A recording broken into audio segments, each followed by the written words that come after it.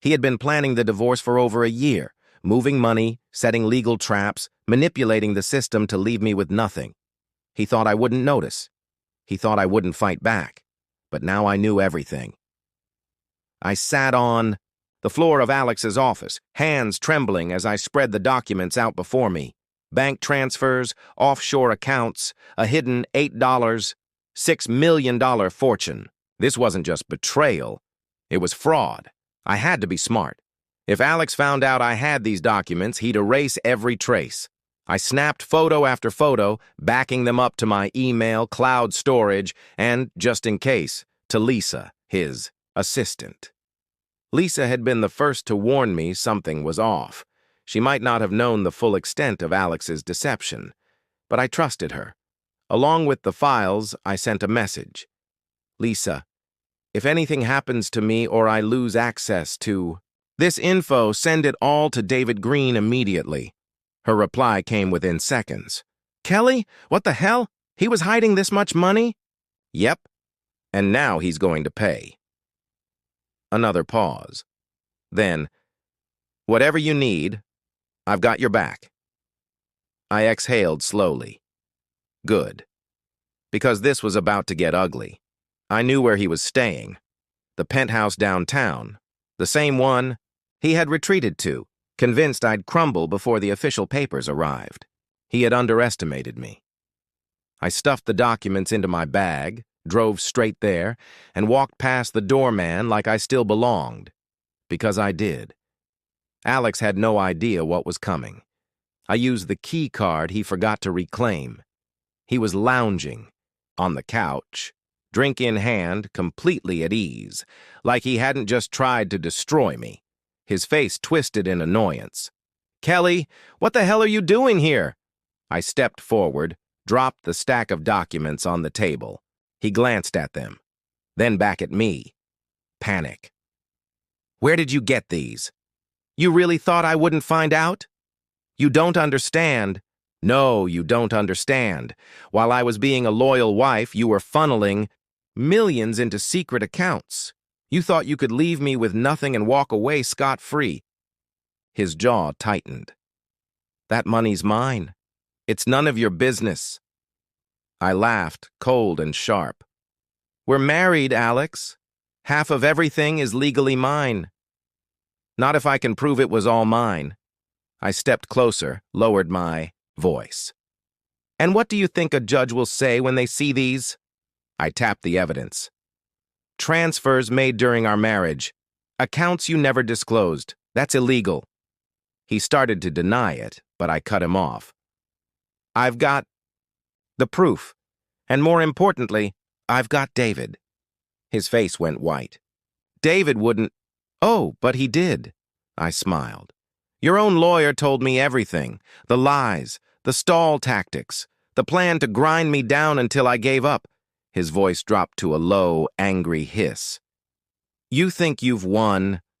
This isn't over, Kelly. You're right, I said, turning for the door. It's just getting started. The next morning, I walked into David Green's office and dropped the folder on his desk. You told me I could ruin him, I said. Let's make sure that happens. David flipped through the pages, his expression hardening. Alex isn't just facing financial loss. With this, we're talking fraud charges. If we go to court, not only do you get half, but with asset concealment, the judge could award you even more. I smiled. Good. He wanted war. Let's give it to him. That afternoon, we filed motions: divorce, fraud, financial misconduct, intentional deception. It didn't take long for Alex to find out. He called from a blocked number. I picked up. You're insane, he growled. You actually went to the court? You wanted lawyers involved, Alex. I just made it official. You don't know what you're doing. I know exactly what I'm doing, I said coolly.